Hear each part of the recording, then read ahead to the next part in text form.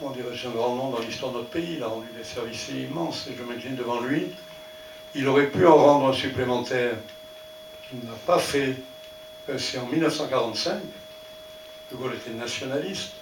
Il a eu donc des positions nationalistes sur la guerre d'Indochine.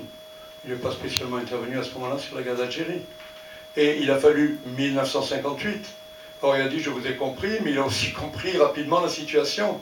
Et c'est le réalisme qui, après 1958, l'a amené à s'engager dans une nouvelle politique et à faire en sorte que finalement, on aille vers la paix. Mais on avait perdu 15 ans et on avait provoqué tout ce qui s'est produit dans l'intervalle et sur lequel je vais revenir dans un moment. Troisième temps de ce panorama rapide du volet biographie de mon livre, ce sont les retours que j'ai faits en Algérie depuis 1962-64. Alors je ne vais pas les reprendre un par un, parce qu'il y en a eu beaucoup, heureusement. Je voudrais dire simplement quelques observations générales. La première, c'est que j'ai découvert l'Algérie. En 3 ans passés au Maroc, entre 61 et 64, j'ai mieux connu le Maroc que je n'avais connu l'Algérie pendant les 17 ans, que j'avais pas 18 ans que j'avais passé entre 29 et 47.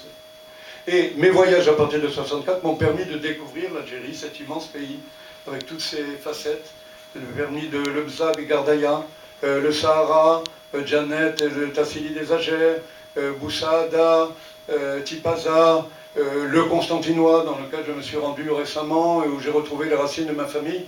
Bref, ce pays, je ne le connaissais pas vraiment, et je crois que je commence maintenant à le connaître réellement. Et ce pays, deuxième observation, il s'est profondément transformé. Et là, je dirais, le test le plus frappant, c'est quand je suis retourné à Cassaigne, dont je parlais tout à l'heure, Sidi Ali, là où il y avait un petit bâtiment pompeusement appelé hôpital, il y a maintenant un vrai hôpital. Là où nous étions une petite école primaire avec 2 classes pour aller jusqu'au certificat d'études, il y a maintenant collège et lycée. Les voies de communication sont développées.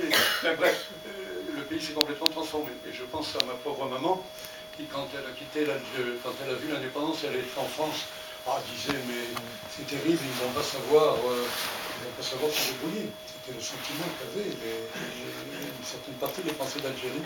J'ai regretté que, malheureusement, elle ne fut plus là en 2005, quand elle a fait cette visite, pour faire le tour avec moi de ce village dans lequel nous avions vécu ensemble 60 années auparavant.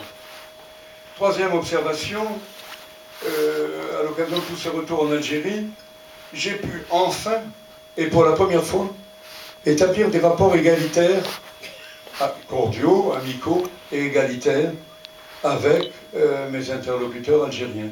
Ce qui n'avait pas été le cas pendant la période de la colonisation, ce qui en revanche avait été le cas, et c'est la première expérience que j'en avais faite, pendant mon séjour au Maroc, où je m'étais lié avec un certain nombre de jeunes Marocains, et où j'ai eu